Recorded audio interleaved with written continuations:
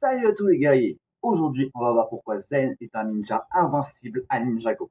Alors déjà, qui est Zen? Zen est le ninja qui maîtrise la glace dans Ninjago, la série qui comporte 11 saisons au moins. En tout cas, j'ai regardé jusqu'à la 11e parce que en vrai, je crois qu'elle en comporte genre 15. Et notamment dans le film Ninjago, il aide Lloyd Garmadon, donc le fils du seigneur du mal, Lord Garmadon, qui est accessoirement le ninja vert qui doit sauver le monde. Il y a genre 11 ans au début de la série, dans la saison 1. Mais je pense pour ma part, que l'on n'a pas besoin du ninja vert. Pourquoi? Parce que Zen est invincible en lui-même.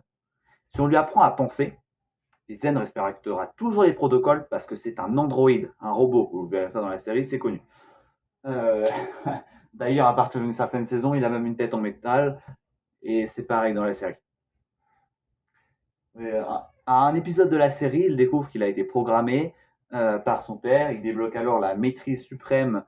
Il a alors son évolution, l'évolution de sa magie de glace.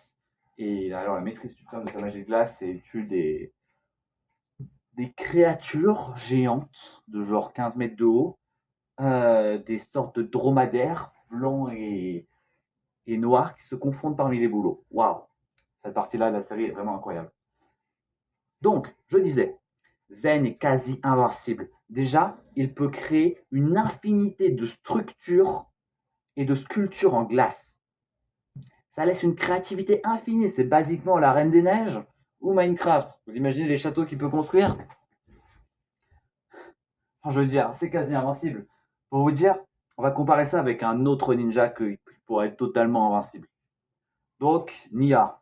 Oui, celle qui est d'abord la samouraï ultime, la sœur de Kai, celui du feu. Kai, c'est le ninja du feu dans la série. Et Ninja, c'est la ninja de l'eau.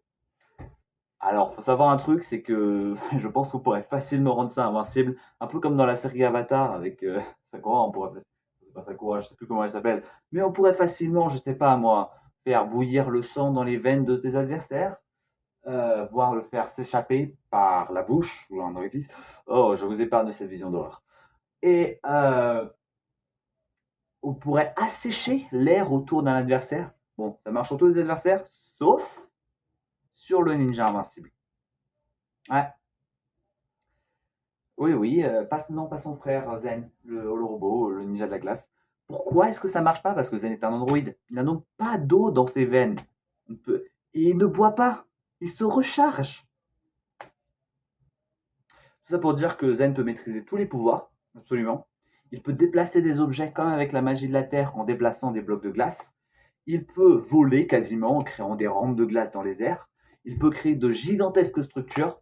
Si jamais il avait voulu, je pense qu'il aurait pu enfermer le ninja vert et Lord Garmadon jusqu'à ce qu'ils se réconcilient dans un labyrinthe géant, type labyrinthe du Minotaure, dans Thésée et le Minotaure. Et vous imaginez un labyrinthe géant, et pour tout faire pour que les autres ninjas n'entrent pas dans le labyrinthe, il aurait carrément pu faire une infinité de trucs, genre avec suffisamment de temps, qu'il peut vivre éternellement, c'est un androïde.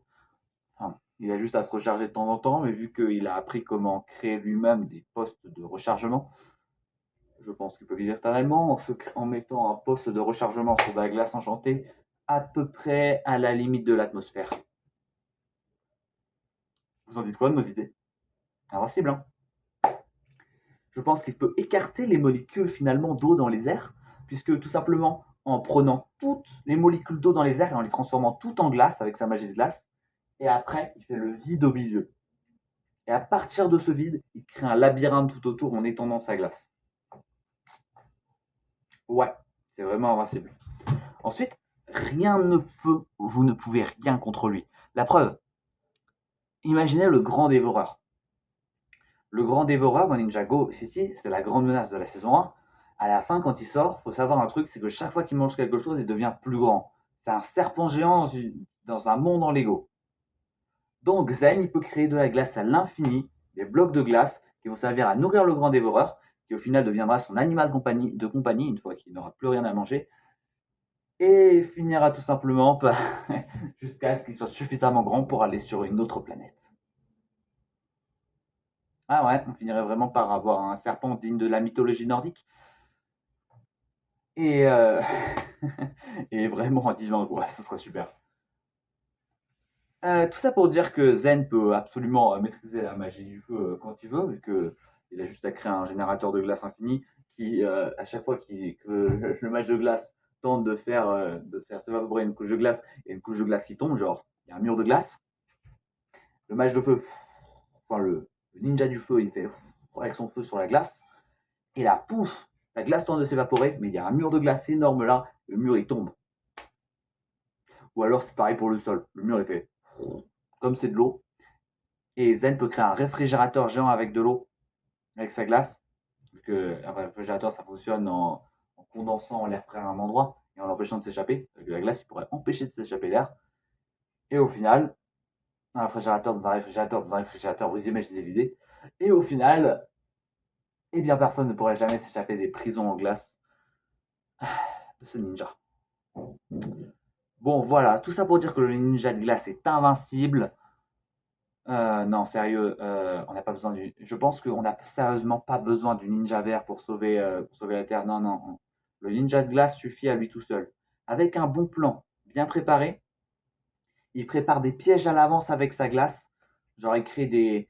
J'aurais créé. On va dire que au bout d'un moment, même si jamais il veut fuir, il y a beaucoup de méchants dans Ninjago, je ne sais pas pourquoi ils savent pas nager.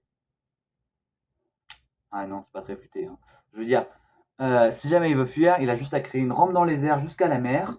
Il court sur la mer, les méchants le suivent sur la glace, il casse la glace derrière lui, les méchants tombent dans la mer, il crée un cube de glace géant autour des méchants dans la mer pour qu'ils ne puissent pas s'échapper, et les méchants se noient au bout d'un certain temps.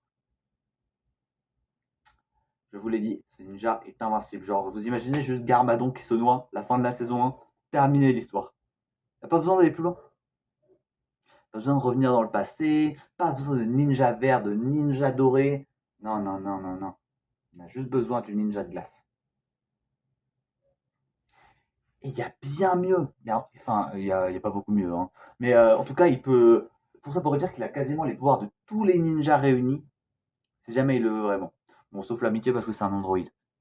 Parce que c'est censé être ça le pouvoir du ninja vert au départ. Pour ceux qui ont regardé le film. L'arme ultime. L'arme ultime qui est le laser qui guide le chat. L'arme ultime, c'est juste un laser, tu fais comme ça et le chat il... sur les hauts. C'est super. Maintenant, imaginez l'arme ultime bougée par la glace. Une arme ultime automatique qui détruit tout ce que Zen ne veut pas. Waouh! En fait, j'imagine une suite à Ninjago. C'est, on est arrivé dans le futur et en fait, ce serait bien qu'il n'y ait ni de méchants ni de gentils. Du coup, on est 1000 ans après la mort des ninjas, la mort des autres ninjas, et tout simplement, Zen, il a toujours vécu 1000 ans parce que chaque fois, il a rechargé sa batterie et vu que c'est un android, il meurt pas. Et donc là, on est 1000 ans dans le futur, les gens ont commencé à apprendre à programmer. Il y a un pirate informatique super doué qui est devenu plus doué que l'android Zen, qui a réussi à pirater Zen et en faire l'arme destructrice ultime. Ouais, de nos jours, si jamais tu proposes un géant avec un robot avec les pouvoirs de Zen, au gouvernement, ils vont en faire une arme, clairement. C'est la pire chose que tu peux en faire, en tout cas si tu proposes au gouvernement américain.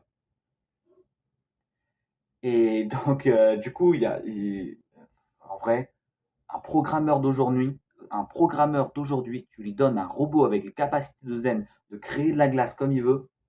Oh, je serais curieux de voir ce que ça donne, mais je pense que ça ferait des miracles.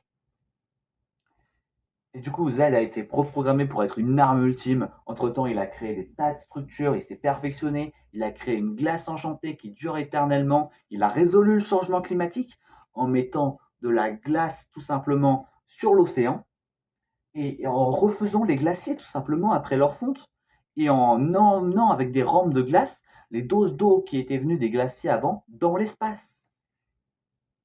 Il a retapé la couche d'ozone en évacuant les gaz à effet de serre dans l'espace.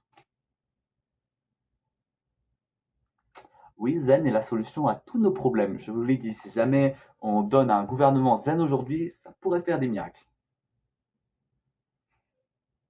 Et tout simplement, du coup, Zen a carrément créé des gigantesques structures de glace pour ça, qui vont jusqu'au ciel.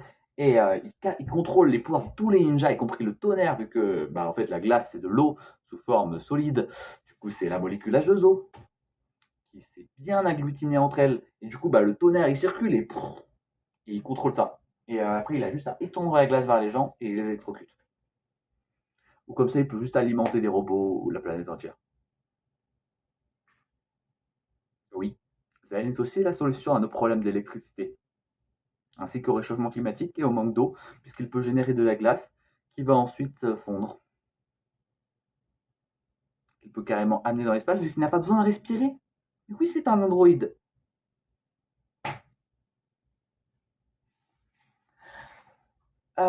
Ensuite, Zen, tout simplement, bah, vous savez, un robot, c'est codé avec des 0 et des 1 avec du matériel.